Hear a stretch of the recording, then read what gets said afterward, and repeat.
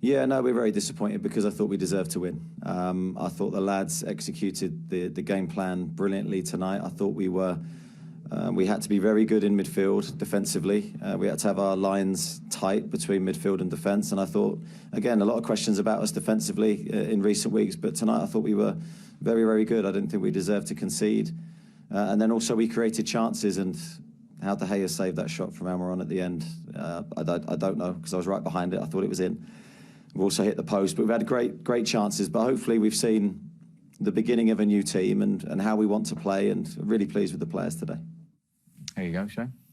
Yeah, it is positive, as I said before. I think is you see the difference, with maybe the Steve Bruce team that maybe were a bit more defensive and created less chances. So I think there'll be lots of positive. They'll look back at the game tomorrow, they'll come in for a warm down, and I'm sure Eddie will have his staff down, look through it themselves, and then show the players all the positives.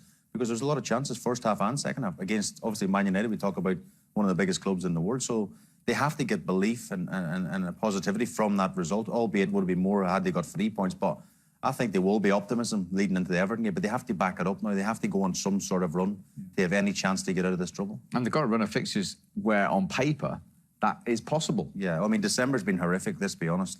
Obviously, Leicester, they lost.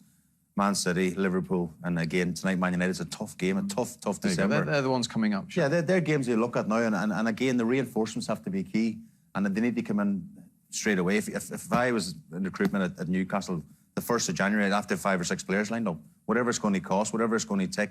If these owners are real about what they want this club to do and where they want to bring the club, they're talking about winning the league at Newcastle. So if they've got that in mind, they can't be going down to the Championship for a season. They can't. They have to give Eddie all the finances he needs and more to get players there in January. Yeah. The positivity is still there, isn't it? I mean, for reaction, I mean, no one would. As everyone forgot, they got beat 3 off Liverpool, 4 off Man City. We know they're difficult games. 4 off Leicester.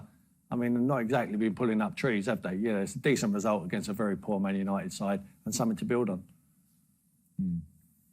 Yeah, I can't say much more than that. I mean, it looks bleak from a Newcastle point of view. I just felt tonight they had enough chances to win the game, but you just hope. I mean, like all Newcastle fans tonight, they'll still be hoping that they can pull off a miracle. OK, let's get a Manchester United point of view quickly with Ralf Rangnick. Well, Ralf, you fought back for a point, but was it a performance that you didn't particularly like? No, I didn't like it at all. As I said, we were trying to get better in controlling games. Today we didn't control the game, apart from very few moments at all. It's all about energy, about physicality, and who wins the second balls. What about the transitional moments? And in all those areas, we were not at our best today. In the end, we got a point. That's the good thing, but the performance overall needs to get better. So all those areas you've just listed, how do you get them better? I mean, against Palace we were better, but that was a different game. We played at home. Now we had two away games against Norwich and here at Newcastle. And it's about, as I said, it's about physicality, it's about energy. You have to be ready and able to win those direct duels.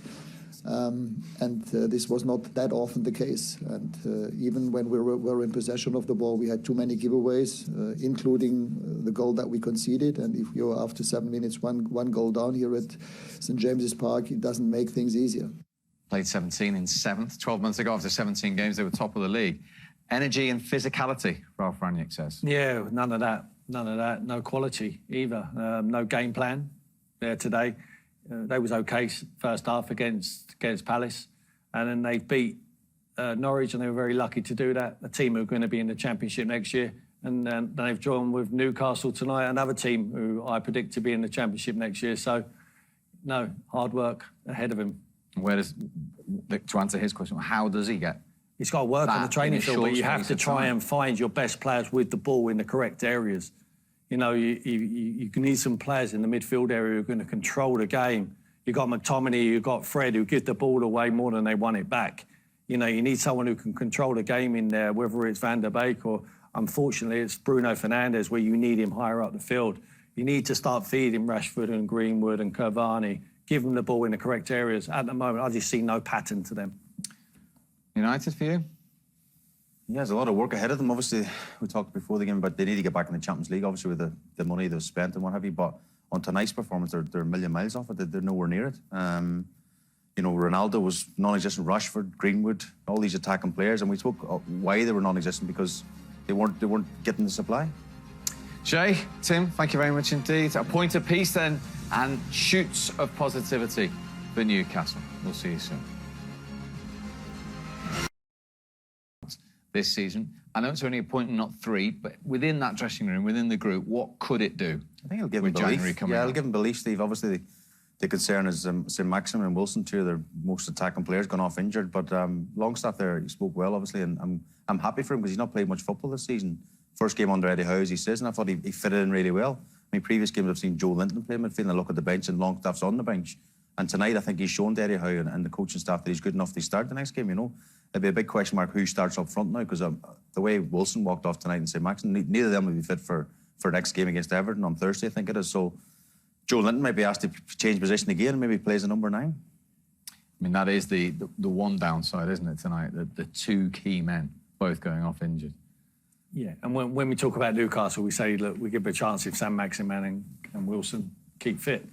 And they add to the defensive players in January. You know, that's where we think they needed to spend the money, but that's a huge blow. You know, it looked like 2 calf injuries. Wilson's looked a little bit worse than Sain Maximin, but it's up to the physios to go to work now, and hopefully they can heal and get back very quickly, because they're going to need them 2 players if they any chance of survival. I give them no chance. No chance whatsoever? No, I don't. I just think they're not good enough defensively. You know, I just don't. The manager hasn't got a magic wand. I'm not sure they're going to be able to get the players to hit the ground running in January. I think, look, it's a positive result tonight. I don't want to take anything away from